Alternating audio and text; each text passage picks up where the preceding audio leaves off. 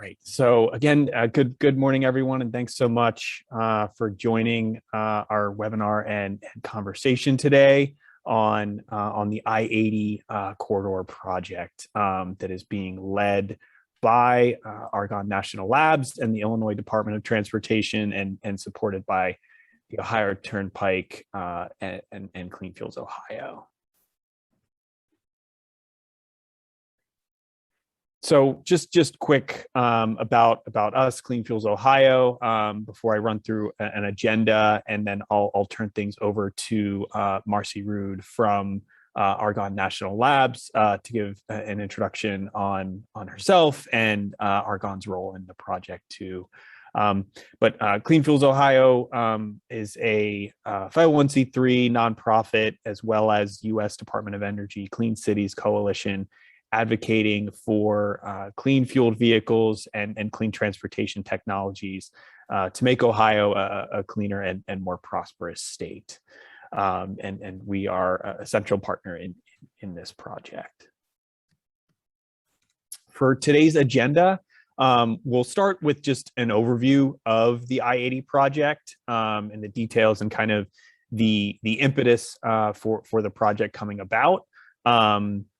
Before moving on to some key updates on where the project is and the status of the project moving forward. We'll touch a little bit on some planning and funding resources that are important pieces of the project and its efforts for infrastructure deployment along I-80. And then we'll conclude with opening up things for a request for stakeholder input on the planning work done through the project, as well as further discussion and question and answer.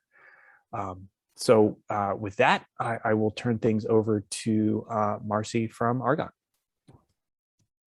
Thank you, Brandon. It's great to be here virtually in my home state of Ohio. I'm actually going to be there in person in about 4 or 5 hours as I'm flying back home to visit my family. So it's great to be here and to explain a little bit about the background of the all-fuel corridor work. Just a little bit about Argonne first. Argonne is located outside of Chicago. It's one of the U.S. Department of Energy's national laboratories. Our team at Argonne supports the Department of Energy's Vehicle Technologies Office Tech Integration Program and the Network of Clean Cities, which of course Clean Fuels Ohio is a member. So our group does a lot of different analysis and develops tools from this analysis that can be used by partners like Clean Fuels Ohio. And a couple of ones that I should mention, and I know some of you are probably familiar with the A-Fleet model, which is the tool that evaluates different alternative fuels versus conventional fuels on total cost of ownership, as well as emissions. And I know Clean Fuels Ohio uses that as a basis for their Green Fleets program. And another tool that we've recently developed for the joint office that was established under the bipartisan infrastructure law. And this was a tool for the Department of Transportation and Energy, and that's the Justice 40 equity map. And that combines the definition of disadvantaged communities from the federal highway side, as well as the Department of Energy. So if you go visit that site, you'll probably run into that tool. I think it would be a value to this group. And then the other tool that has been used a lot in this planning effort is the energy zone mapping tool, which it's a GIS-based tool. It has 360 layers of energy infrastructure data. Now it includes siting factors for electric vehicle charging stations. So please check those out, and I'm happy to send those links to you. And also I did want to mention that a couple of my colleagues are here on the webinar. Patricia Weikersheimer, who leads the communications effort for this I-80 work, as well as Tom Stevens, who's doing the planning work. So here is the map of two maps of the corridors that were designated originally under the FAST Act. So this was way back in 2016, when we convened stakeholders from New Jersey to the Nebraska border. And it includes the 6 DOTs, as well as the 7 Clean City coalitions that are in these states, and also some private sector partners like Love's Truck Stop. And we also reached out to utilities at the time, as well as some other nonprofits. So anyway, we put together that application. It was successful. You know, there are pending gaps from that original submission for both natural gas and electric vehicle charging. It also, the original proposal or plan included hydrogen and propane stations. So in the long term, we plan to connect the I-80 with other submissions that have been provided by the state DOTs, so that we'll be connecting the entire country along I-80 for a corridor readiness for electric and natural gas. So then about 2 or 3 years ago, the Federal Highway Administration had a competitive process or program to help these original corridor groups with planning. And we submitted a proposal again with all these great partners that we convened originally. And we were successful. We're one of the 4 grants awarded. Unfortunately, there was some bureaucratic hiccups along the way, but we finally got started last year. And so we've been meeting monthly, the state DOTs and the Clean City coordinators. Coordinators will be working on the outreach portion, just like Clean Fuels Ohio is doing now. And Argonne will take the lead with developing the plan. And I do want to mention that Illinois DOT serves in a great role in terms of coordinating with the state Department of Transportations around our project area. So I guess next slide. This is just a little snapshot of what the goal is. In the planning process, we only submitted a plan. We only asked for funding to do a plan for natural gas infrastructure as well as electric charging stations. So our focus is a little bit narrower since the original application. And the goal too now is with the new NEVI standards, we want to make sure we're meeting those. So there are a lot of segments now that are not fully built out because of the new NEVI standards. So next slide. And here again, here are project partners, state DOTs. I know Chris Mappa, he plays a big role. It comes to our monthly meetings, and also, of course, the 7 Clean City coalitions and other DOT-related organizations. So, and again, Love's Truck Stops is another key partner in our effort. So, I think that's it for the overview. Jenna or Brandon, if I left anything out, please let me know. Happy to answer questions later.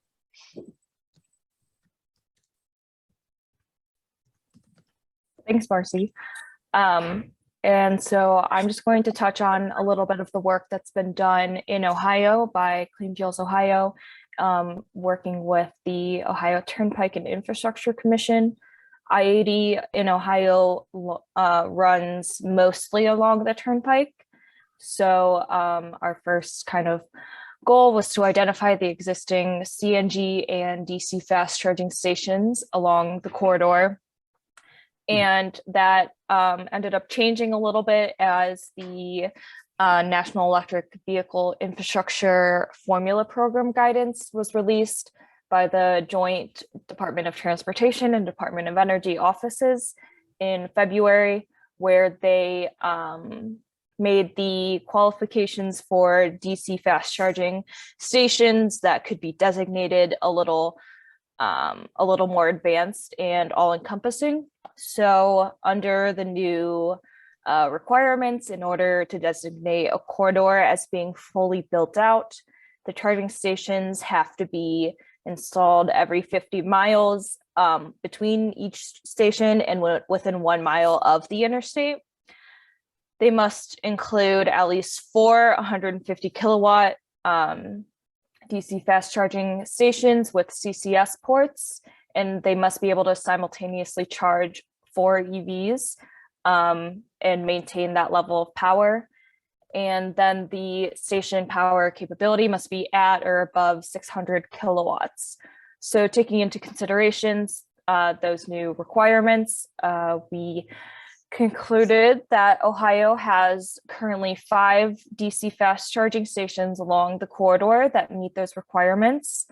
And you can see on the map on the left, 4 of the stations are opposite each other on the turnpike. They're at different service plazas that are on one heading east and one heading west. So we essentially have some gaps to fill between the Girard, Ohio station, DC fast charging station, and the service plazas in Genoa, Ohio.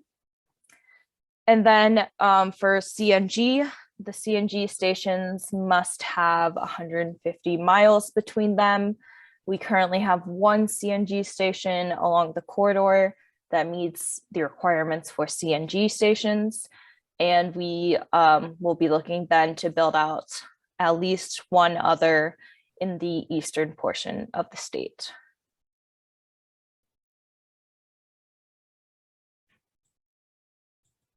So in addition to locating the stations that already exist, we have conducted outreach to various stakeholders along the corridor.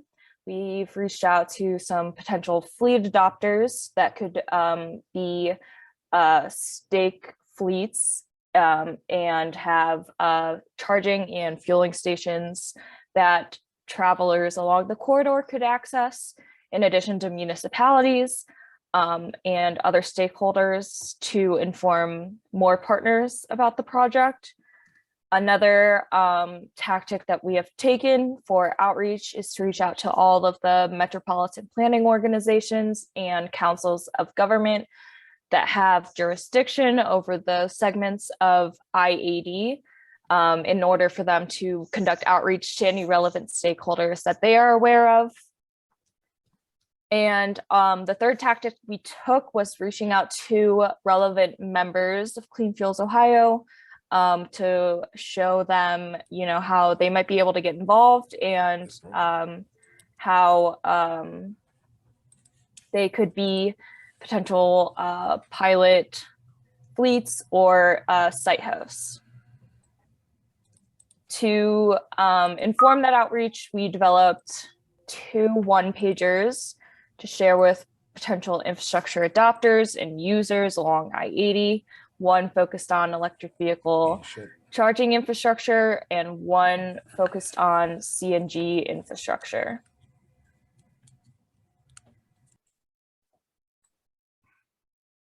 And finally, we began working with InnoTrust. InnoTrust is a data integration company that is located in California, and we have been utilizing their clean grid technology in order to sync up multiple data sets to inform planning of the future DCFC and CNG stations.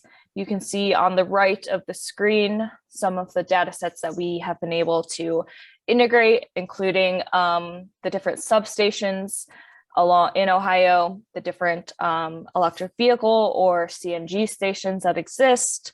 And then we have also been able to add some demographic data, including utility information and opportunity zones designated from the federal government.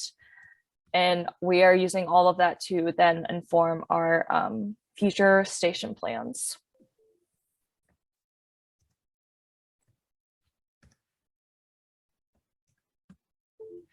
Right. Thanks so much, Jenna and Marcy. So at this stage, I'm just going to touch on some further opportunities both for planning and analysis support for the deployment of EVs and CNG vehicles and infrastructure that are relevant to the I-80 project, as well as touch on both some federal and state funding opportunities to keep in mind as well. I'll keep these comments mostly high level for now, but happy in the Q&A portion of our meeting today to go into any further details or questions that folks might have or want to dig into a little bit further.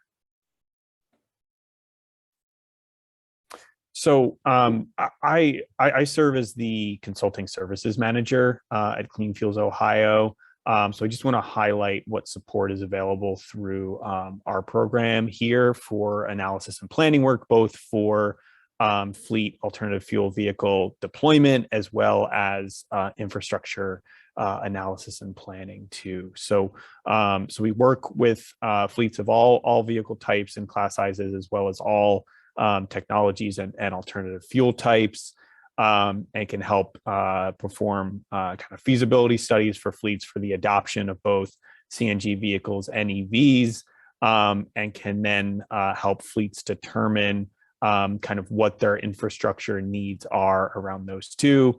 So we can both work with fleets on the necessary infrastructure they need, but can also work with municipalities and other non-fleet site hosts too on any analysis and planning for the siting of alternative fueling and EV charging infrastructure to relevant to this project or otherwise. So just want to highlight those support services that are available through Clean Fuels Ohio,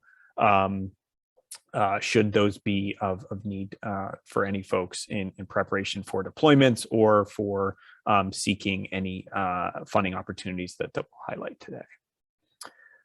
Another support project that Clean Fuels Ohio is involved in that is relevant to infrastructure and vehicle deployments of alternative fuel types, including CNG and EVs, is the Drive Clean Rural USA project, which is a U.S. Department of Energy project in partnership with Transportation and Energy Partners and 7 other Clean Cities coalitions, in addition to Clean Fuels Ohio, that is working with 3 counties in each state on the deployment of cleaner fuel vehicles, both technical assistance and planning around those vehicles and infrastructure, as well as just education and outreach within the county on activities and workshops and vehicle deployments related to alternative fuel vehicles. So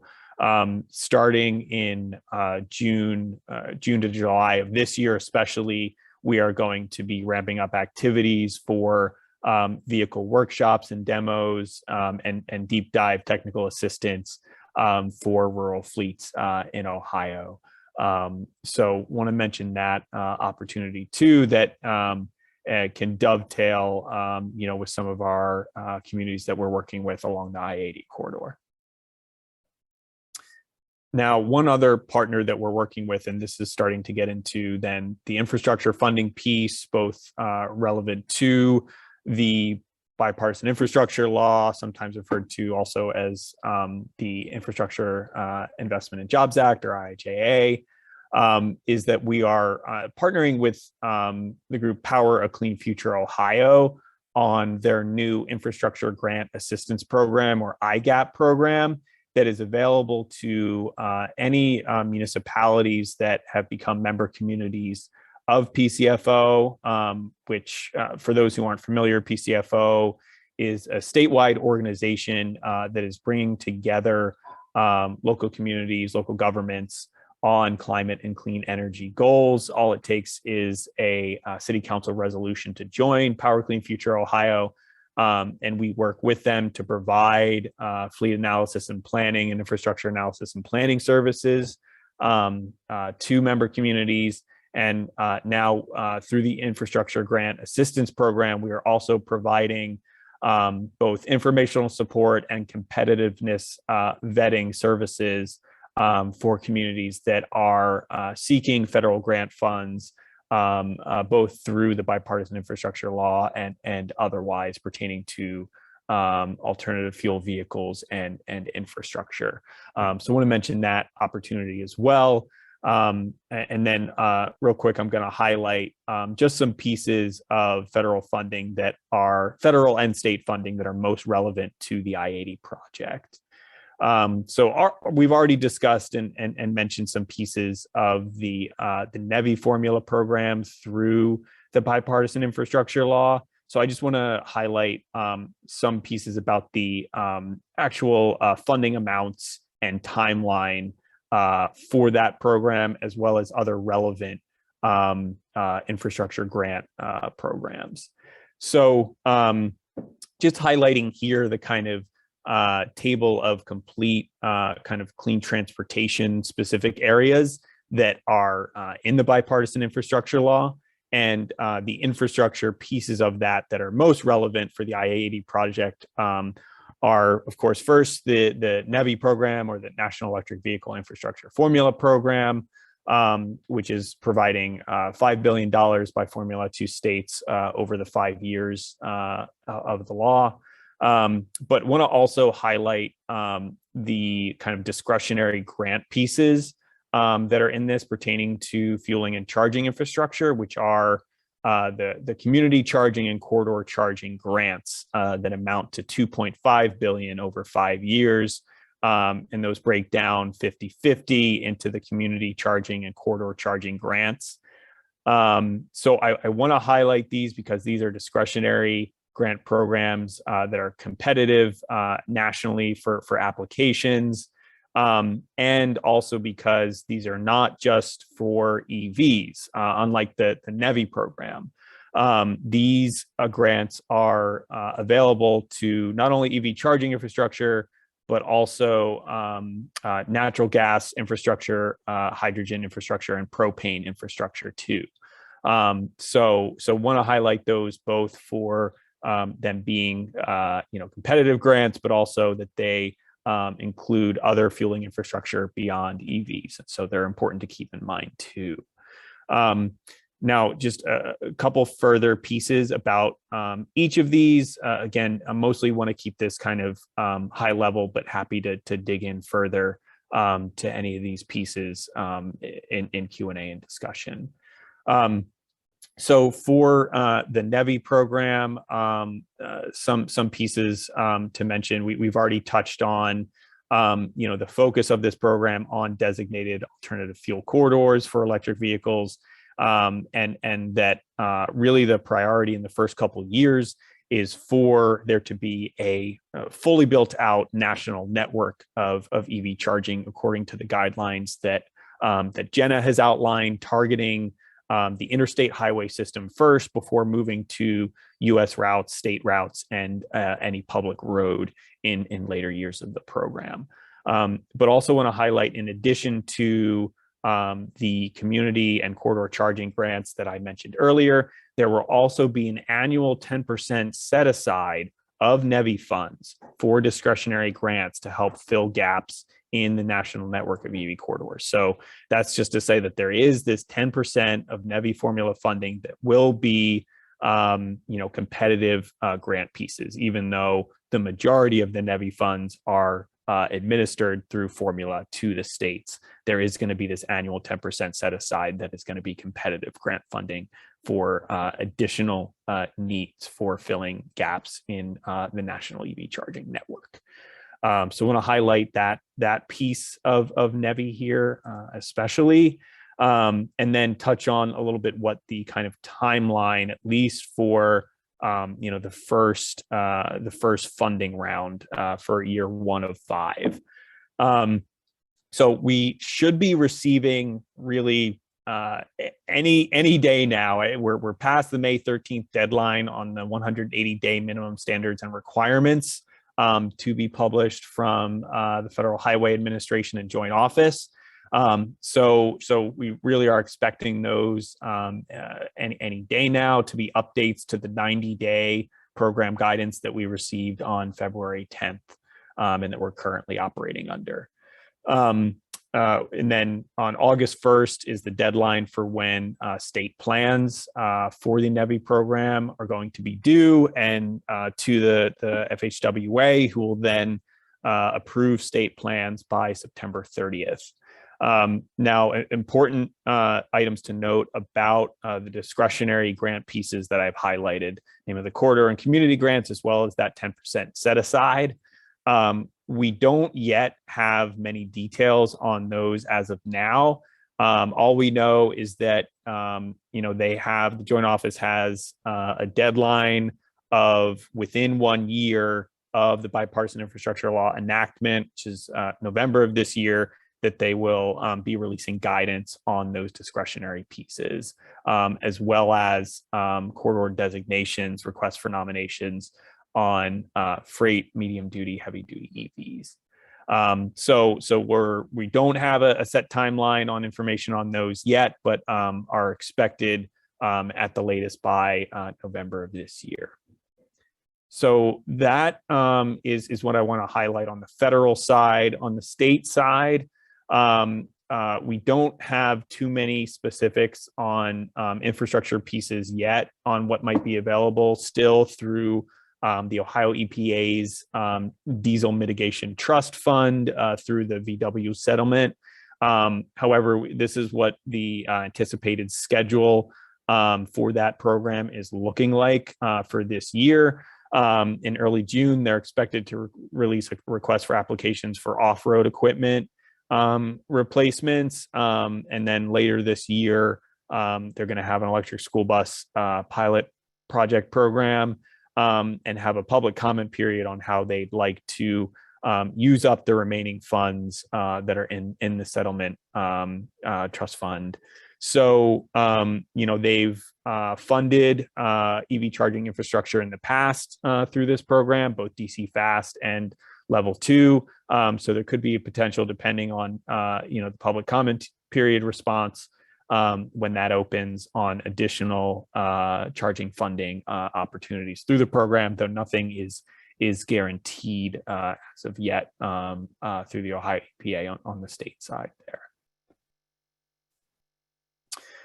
Some other pieces of funding beyond those kind of federal and state pieces to keep in mind is the U.S. Department of Energy's Energy Efficiency and Renewable Energy office, and then their Vehicle Technologies office. Within that, we are expected over the next couple of weeks to months here to be receiving funding opportunity announcements through them on a number of clean transportation projects. So that's something to keep an eye on in the near term as well.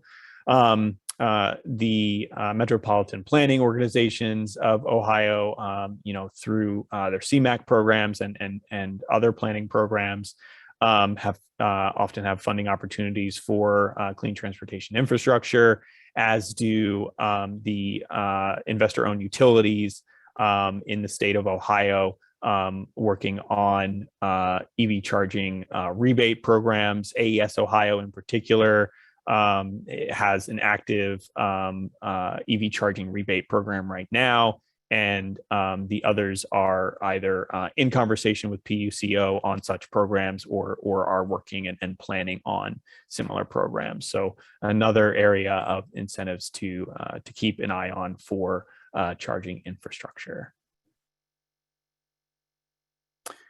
So that will conclude what we wanted to cover in terms of updates on the project, as well as funding and support opportunities.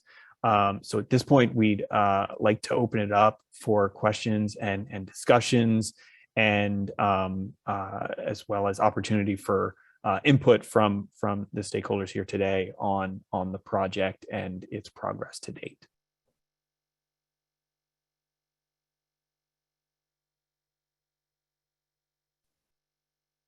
Brandon, we have a question in the chat. Let me see. From Joe with Green Spot. Do public and private commercial properties apply? Will Ohio Clean Fuels help connect potential site hosts with providers? And Joe, is that relevant to specifically the I-80 project, or for some of the funding opportunities that we were discussing? I want to make sure I'm understanding the correct direction of that question. Yeah, so I think in reference to the I-80 project, do both public and private properties qualify for, for that project? And then do we have to find our own, site host locations, or will you help like funnel potential opportunities to us so that we can pursue those conversations? Yeah, Jenna or Marcy, do you want to speak to this on the I-80 side? Yeah, so the project, the I-80 project itself is more in the planning and research stage. So we are kind of taking stakeholder feedback into consideration when deciding, where we want to recommend the next stations and charging and fueling stations be located. So we are not specifically in this project connecting any site hosts or fleets to like funding opportunities to develop the stations. However, that's kind of how we're tying it into, our consulting services program and some of our other projects and funding opportunities as like a way to connect any potential fleets or site hosts to funding opportunities to be able to develop charging and fueling stations. Gotcha. Thank you. And is there a way to sort of like become a part of the Ohio Clean Fuels like program? Do you have to apply for that? Is there an approval process, or is it sort of like still first come, first serve? As in to become like a part of like a Clean Fuels Ohio partner, in other words? Yeah, like as an example, we're involved with Virginia Clean Cities. They do the same thing where they funnel, money through the government to the, to partners in the state to do projects in their area.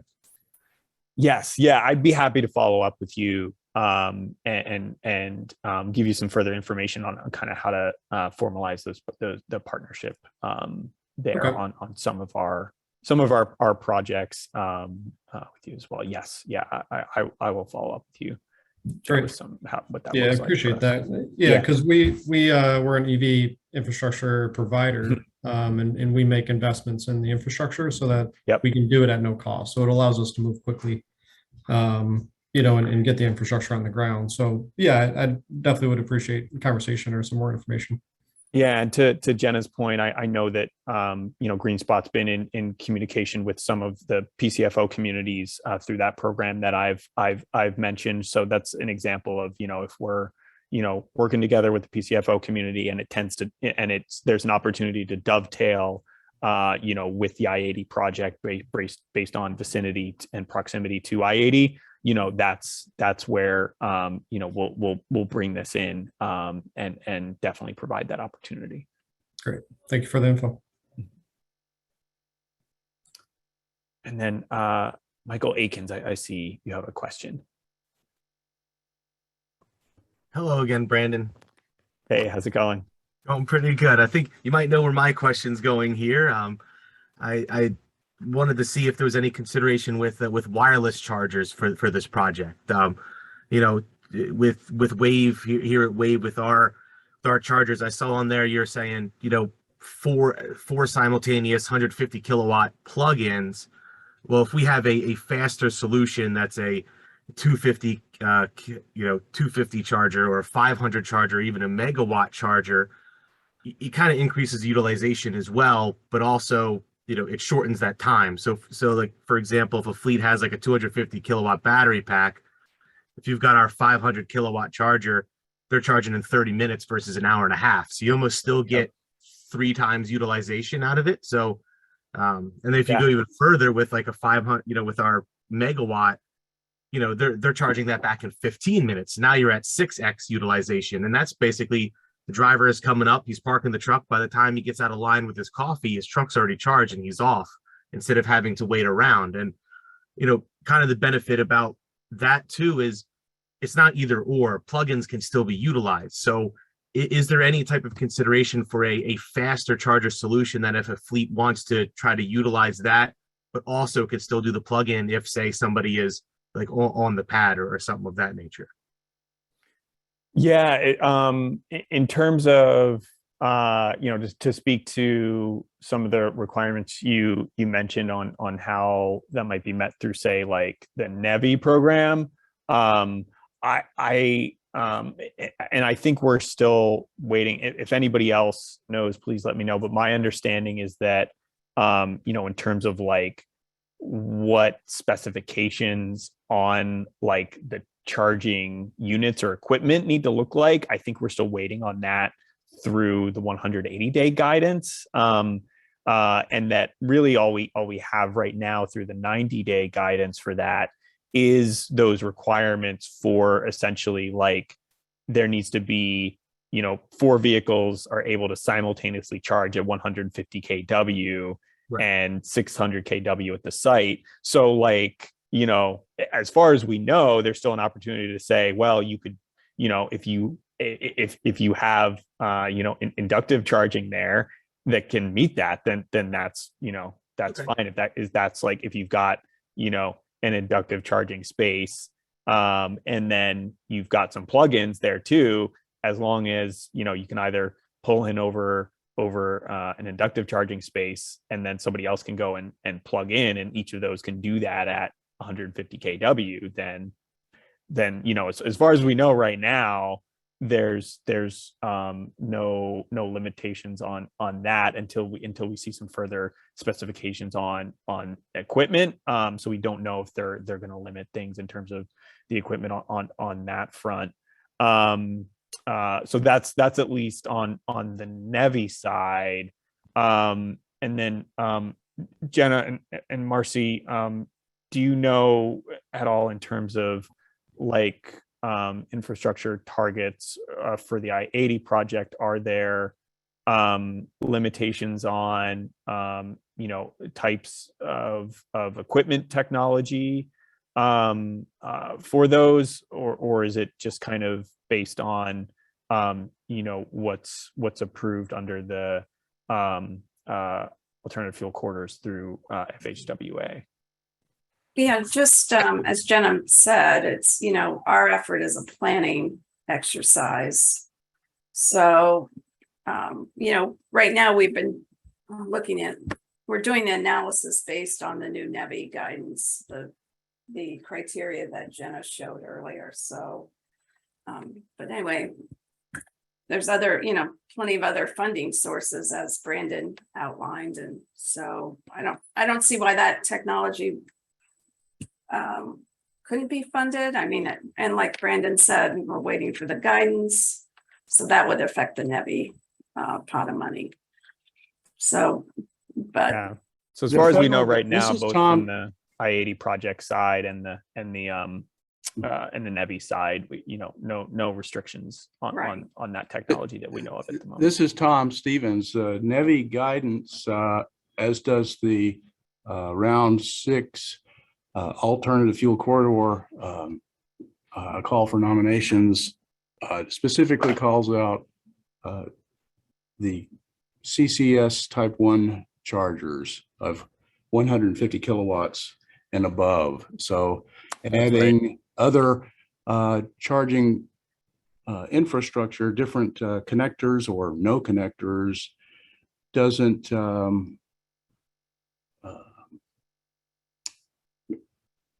account towards flipping something to a EV ready status. Yeah, and that's a great point, that the CCS connector ports are specified, and so it'll be interesting to see. And I think it's a great question that to have an opportunity to put, because inductive charging doesn't necessarily hinder the ability to be compatible with a vehicle that has a CCS port.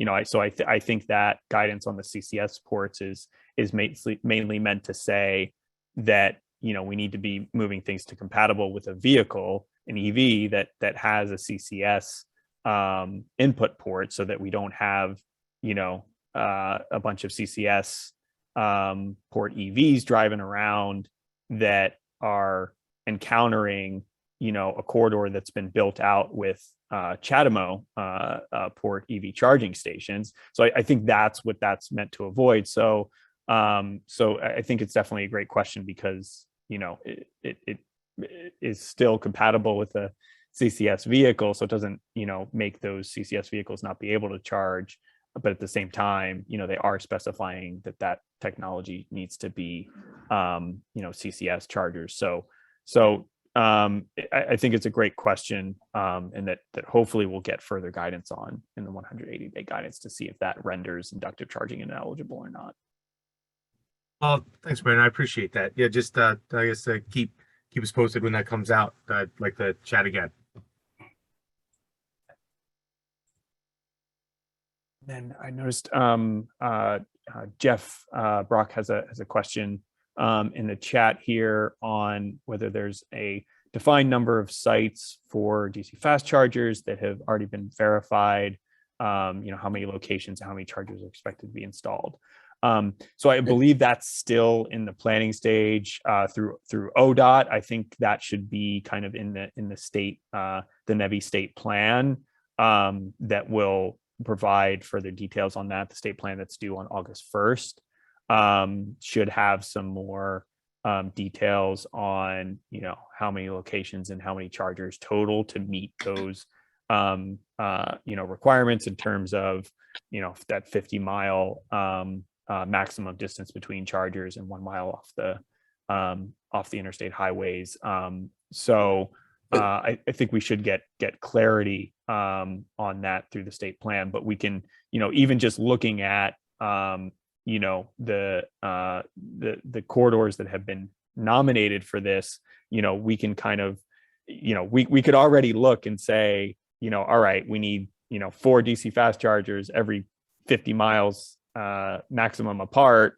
We can get a sense of what they'd have to include there just by looking at the map there. So I don't think anything has been defined or released yet, but it's definitely something that we'll get clarity on through the state plan, and that will anyone can kind of go and look based on that criteria and see what an approximate number is going to look like. This is Tom at Argonne, and I think Jenna and I both confirmed that there are 3 sites along I-80 that meet the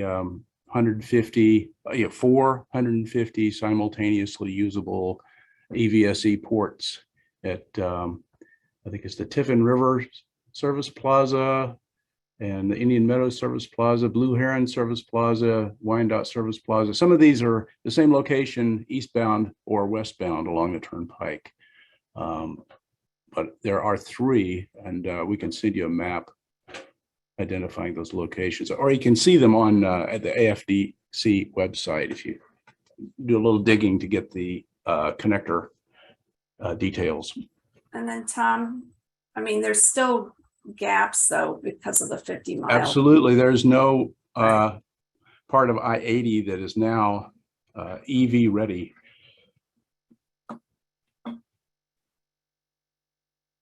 Yeah, that's great. Thanks for that, Tom. And yeah, both AFDCs alternative fuel infrastructure locator, which Marcy, I believe, is also, that locator is kind of embedded in the Justice 40 mapping tool through Argonne 2, right? So either of those tools will show you that. Is that right? Right, yeah. Yes, that's correct. I'll put these websites in the chat.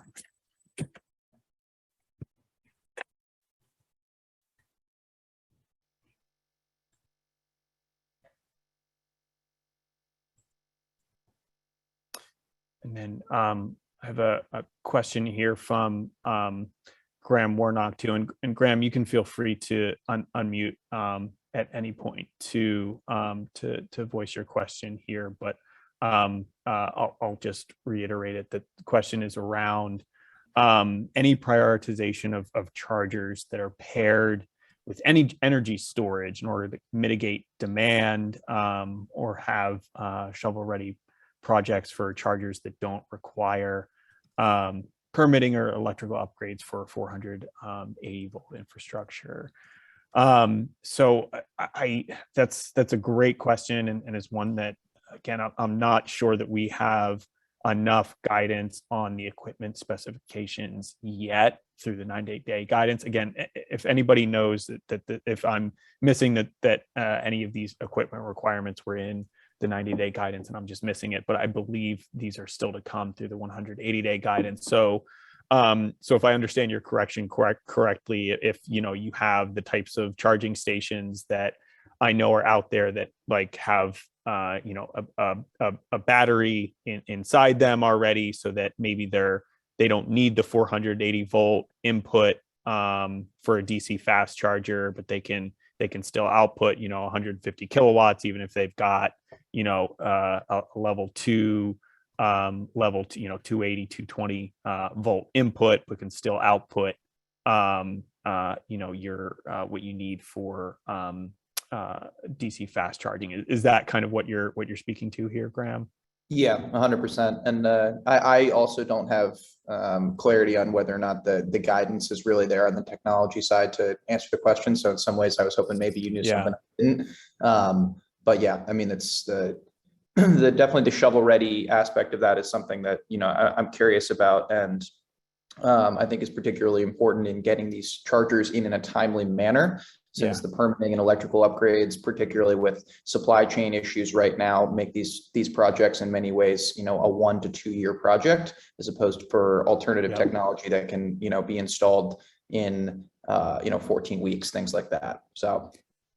Yeah. I'm not sure that there will be kind of like prioritization of those options, but I imagine that, the practicality and the shorter timeline of those options will kind of make them de facto priorities, or have a great case for those options, for sure. But it'll be interesting to see if that specific option is addressed or prioritized in any way in the 180-day guidance. Yeah,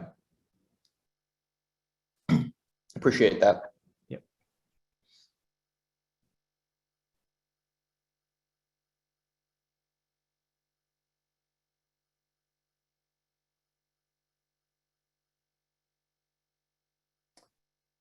And it looks like we just had a question from Manoj Karwa on any prioritization on made in the USA requirements.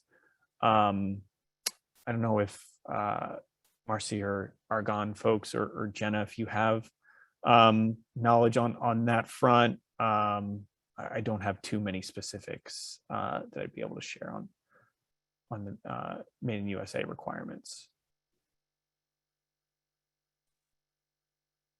Yeah, I know that was one of the specific requirements they were looking at for charging stations in the NEVI guidance and through the NEVI program, and just in the general Infrastructure Investment and Jobs Act. I don't know if Marcy or Tom from Argonne has any more insight.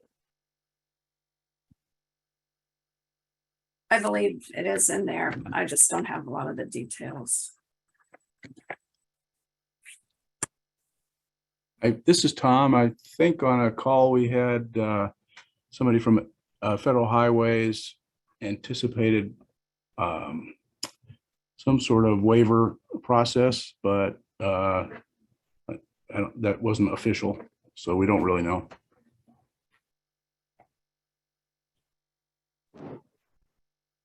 Yeah, I know that's something for a while there that was still under discussion on what the specific Made in America requirements were going to be. So you know, I think there was a comment period for this too. So it may be something that is still being exactly worked out.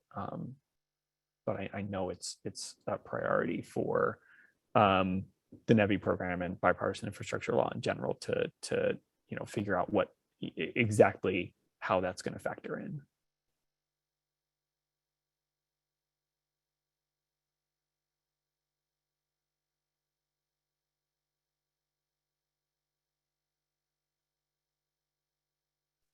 Sorry. And then you've got a question from Chad Turner about prioritization for EVITP certified techs for installation. That's a great question too, because I'm not sure that I don't think we've gotten particulars on you know, installation requirements or requirements for you know, electricians and contractors for installation. So I don't believe we have requirements on that yet. And, you know, curious to see exactly how specific they get in the 180-day guidance. We get both on, you know, these installation questions and on the equipment side as well.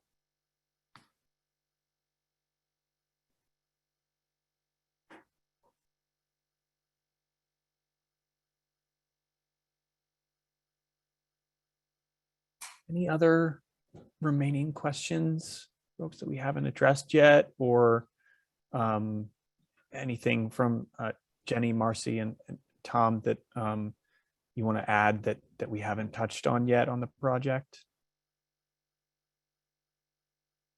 I guess one area, if there are any site hosts, potential site hosts online, we do have some marketing material that you're more than welcome to use. You know, if it's a truck stop, maybe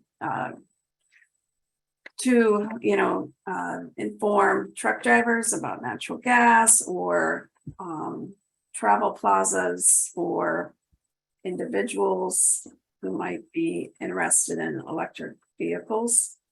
So please use our materials to help inform the public and drivers about the technologies. That's great.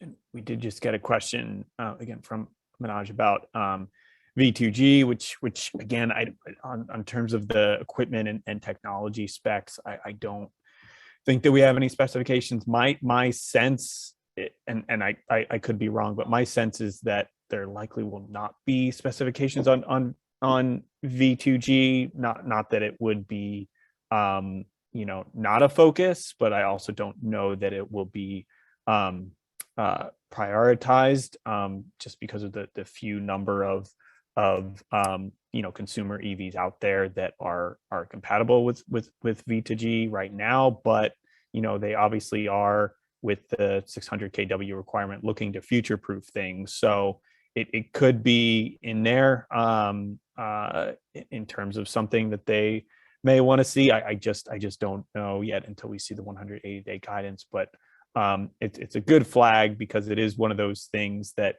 could fall under the kind of future proofing prioritization, along with things like inductive charging. Like, we just don't know exactly how they're factoring in kind of future proofing considerations, like they are with you know, just the sheer capacity of the 600 kW that is largely considered kind of a future proofing piece of this. So how other equipment and technologies fit into that future proofing priority is yet to be seen. But it's a great flag, and definitely something we'll be looking out for. If I can make a comment, Yeah. there are ways to put DC chargers in that are VDG ready, that can be upgraded. To your point, Brandon, these are expensive systems. Once they're in, it's hard to rip them out. I haven't seen that, being doing this for 15 years. So whatever decisions are made need to be considering the next 10 years or more. So having something that's UL 1741 SA that maybe you don't use VDG today, but you could upgrade it later, I would say to consider. Yeah, it's definitely, like I said, we'll from in terms of you know, what technologies and equipment are prioritized in funding. I definitely think, to your point, that speaks to, you know, potential future proofing priority for V2G. We'll be definitely curious to see if it's, you know, addressed, and again, what pieces of equipment and technology are considered future proofing priorities in the same way that the electrical capacity has been considered so far in the 90-day guidance.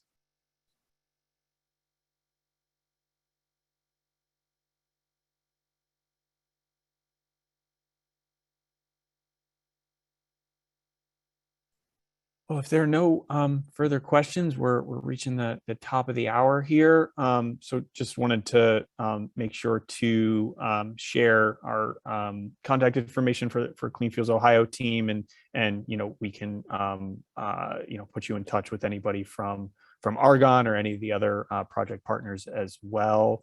And I believe Jenna will be able to share the recording of this with everyone afterwards as well. Great. Awesome. Well, thank you so much, everyone, for joining us today, and for your really engaging questions and dialogue. We really appreciate it, and everyone's investment in the project and in getting alternative fuel infrastructure along I-80 in Ohio and beyond. Thanks so much, all, and hope you have a great rest of your day. Thank you.